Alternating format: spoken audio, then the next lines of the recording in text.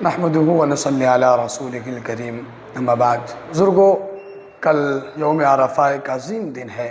اس کے متعلق دو تین باتیں میں آپ کے گوشے گزار کر۔ یوم عرفہ کی سب سے بڑی اور اہم فضیلت یہ ہے، صحیح مسلم شریف کی ایک حدیث ہے، اللہ کے رسول صلی اللہ علیہ وسلم نے فرمایا کہ جو شخص یوم عرفہ کا روزہ رکھتا ہے، اگلے اور پچھلے 2 سال کے گناہ معاف کر دیے جاتے ہیں۔ صحیح مسلم کی ایک دوسری حدیث ہے، نبی کریم صلی اللہ علیہ وسلم نے ارشاد فرمایا کہ یوم عرفہ کو جتنے لوگ جہنم سے آزاد کیے جاتے ہیں، اتنے لوگوں کی خلاصی کسی اور دن میں جہنم سے نہیں ہوتی۔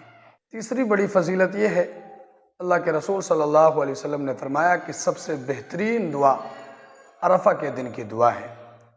اللہ تبارک و تعالی عرفہ کے دن کی دعا قبول فرماتے ہیں، اور اس دن کا ذکر خود قرآن کریم میں موجود ہے۔ بعض مفسرین کے مطابق سورۃ البروج میں وشاہد و مشہود سے مراد عرفہ کا دن ہے۔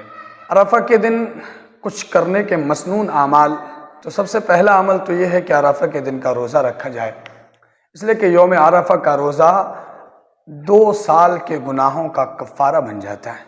اور دوسرا کرنے کا ایک عمل یہ ہے کہ اس دن یعنی یوم عرفہ کو خوب کثرت سے اہتمام کے ساتھ دعائیں کی جائیں، اس لیے کہ اس دن اللہ تبارک و تعالیٰ لوگوں کو جہنم سے آزاد کرتا ہے، اور اس دن دعائیں قبول ہوتی ہیں۔